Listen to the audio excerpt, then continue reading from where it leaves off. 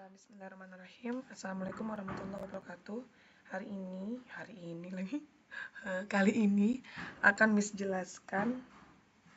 saya jelaskan terkait bagaimana jika bola itu dilempar dari sebuah bidang miring gitu ya. Jadi bukan di bidang yang datar. Artinya, kalau kita lihat gambar di sini ya, bahwa akan ada kemiringan dari bidang miring itu sendiri. Jadi bidang miring yang merah ini ya. Nah, jadi kita inisialkan sebagai theta.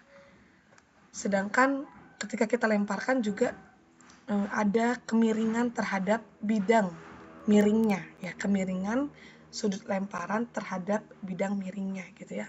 Maka ini kita inisialkan sebagai alpha ya. Jadi ini theta, ini alpha. Nah, ketika kita melempar benda itu atau bola itu ya, jadi kita lempar dengan kecepatan awal sehingga kalau dia membentuk sudut tertentu seperti yang saya jelaskan sebelumnya, dia dapat diuraikan menjadi komponen-komponen vektor. Jadi kalau ini kita uraikan menjadi komponen vektor menjadi ini ada V0x ya. Terus kalau ke sumbu Y berarti V0Y. Nah, kemudian percepatan gravitasi bumi di bola ini artinya kita tidak bisa menggunakan percepatan gravitasi yang langsung menuju pusat bumi gitu ya. Kenapa? Karena dia tidak akan sejajar dengan V0Y-nya ataupun V0X-nya. Jadi kalau kita gambarkan percepatan gravitasi bumi kan tegak lurus ya. Artinya ke pusat bumi. Ini G. Kita bedakan dulu warnanya. Nah, ini G. Nah, G ini kalau kita lihat ini tidak sejajar dengan V0Y. Nah, tidak sejajar ya. Sejajar itu seperti ini atau seperti ini. Ini agak miring sih. Lurus ke bawah atau lurus ke samping gitu ya. Nah, itu yang sejajar dengan sumbunya. Nah, pada kasus ini sumbu X dan sumbu Y-nya itu mengikuti bidang miringnya sehingga dia tidak sejajar dengan percepatan gravitasi buminya. Oleh karena itu kita harus mencari garis vektor percepatan gravitasi bumi yang sejajar dengan V0Y-nya maupun V0X-nya gitu ya. Oleh karena itu yang G ini tentunya dia juga dapat kita proyeksikan ya agar dia lurus gitu ya atau sejajar dengan V0X maupun V0Y-nya. Maka ini kita dapat vektor baru. Artinya apa? Vektor G ini kita proyeksikan, kita uraikan menjadi Gx berarti ya. Berarti kalau ini kita dapatkan G di sumbu Y berarti Gy, sedangkan ini Gx gitu. Ya, Gy dan Gx. Nah, tetanya di mana? Berarti. Nah, kalau kalian panjangin vektornya sampai ke sana, akan terlihat ya mana yang agak lebih lancip dan tumpulnya. Tentunya yang lebih lancip yang di theta, dan itu sama dengan yang lancip di bidang miring, sehingga ini theta gitu ya. Oleh karena itu sebenarnya di sini tetanya, dan kita dapatkan Gy itu dia menempel ya pada sudut theta, sehingga sisi miringnya dulu G dikali karena dia menempel cos theta. Terus Gx-nya gimana? Berarti Gx-nya itu G, karena dia di depan pakai sin, berarti G sin theta gitu ya. Jadi Gy-nya udah dapat, Gx-nya juga udah dapat. Nah, mulailah kita analisis posisi ya. Kita ambil karena ini untuk mencari Y max dan X max, maka kita harus analisis dulu di bagian ketinggian maksimum ya, atau Y max-nya. Kita anggap di sini. Kayaknya ini yang paling tinggi. Nah, ya. Berarti ini kita lambangkan dengan Y max. Artinya jangkauannya dari awal sampai akhir itu kita lambangkan dengan X max. Nah, inilah yang akan kita analisis. Inilah yang akan kita cari. Gitu. Nah, kita harus menganalisis juga ketika kita ingin mencari Y max. Ya di sini sebenarnya ini tidak perlu saya jelaskan lagi karena sudah ada di penjelasan sebelumnya ya, bahwa di sini Vx-nya ya, Vx-nya masih ada tapi Vy-nya itu sama dengan 0 gitu ya. Oleh karena itu dapat kita tulis, kita ganti dulu tintanya ya, dapat kita tulis saat dia mencapai ketinggian maksimum gitu ya, berarti ini ketinggian maksimum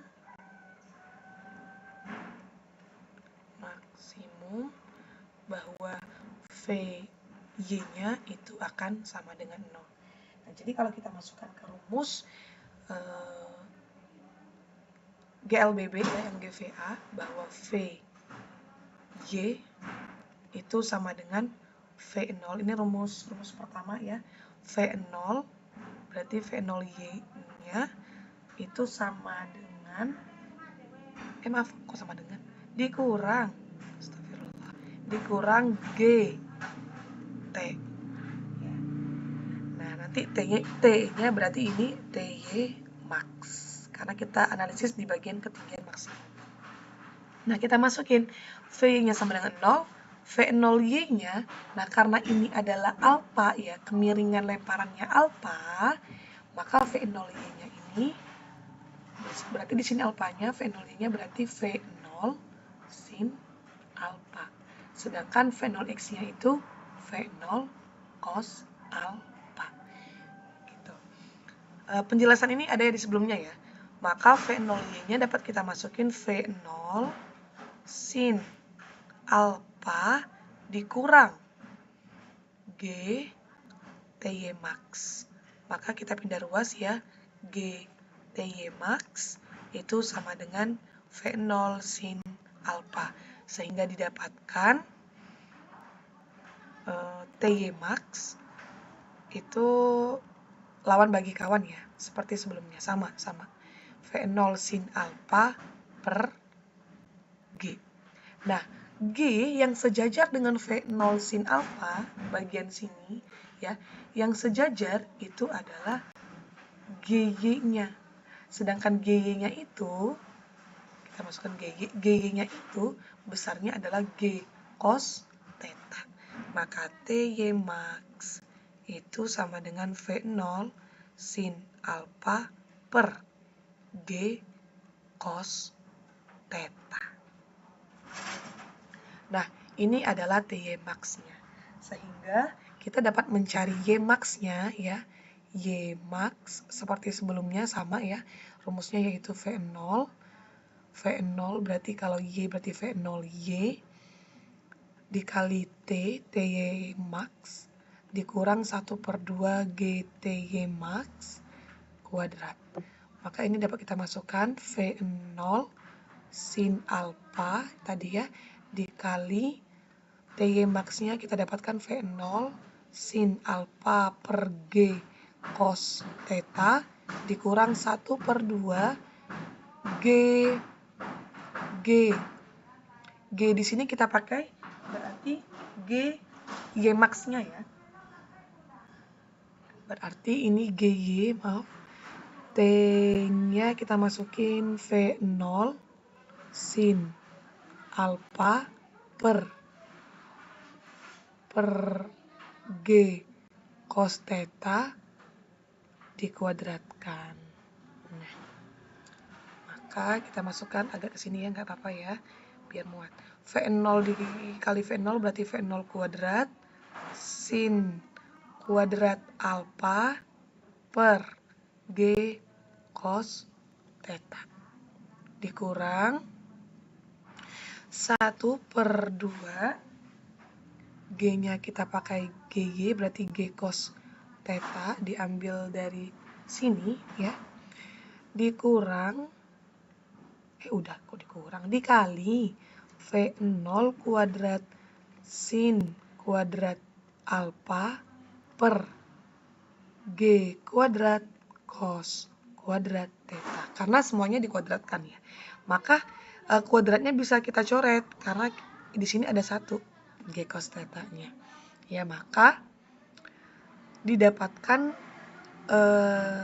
ini kalau tidak ada koefisiennya berarti 1 V0 kuadrat sin kuadrat alfa per G cos theta min 1/2 V0 kuadrat sin kuadrat alfa per G cos theta. Sehingga kalau kita lihat variabelnya sama ya. Ini variabelnya sama. Maka 1 dikurang setengah ya 1/2.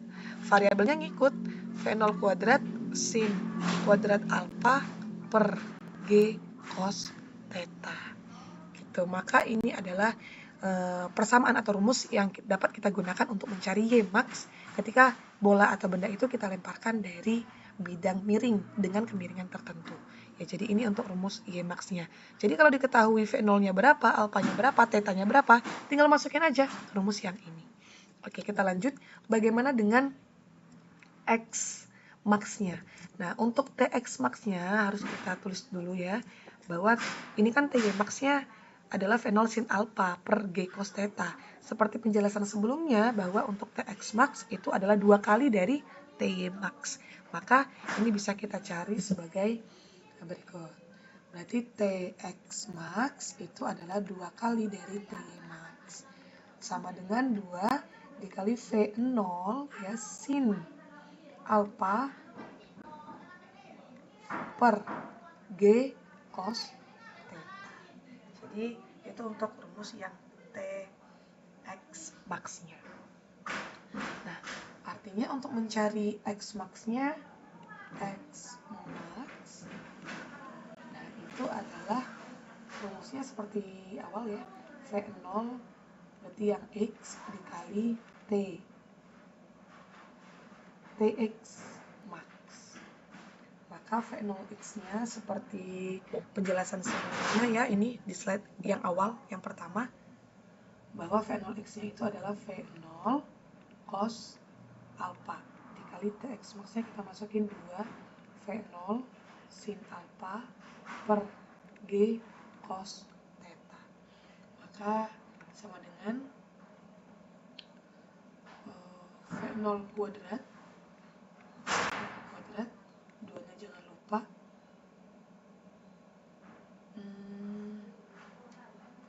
V0 kuadrat sin alpha cos alpha per G cos theta. Sebentar, kita lihat dulu.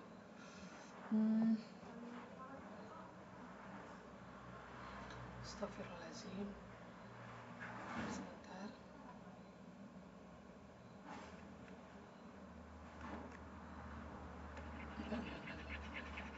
Maaf, ini kalau kita tinjau ya analisisnya, ini agak panjang. Sebentar. Videonya kita sampai sini aja dulu karena nanti uploadnya lama. Nanti akan saya jelaskan lagi di video selanjutnya untuk yang X max-nya bagaimana. Yang penting kalian harus ingat dulu ya bahwa T X max-nya itu adalah 2 V0 sin alpha per G cos theta.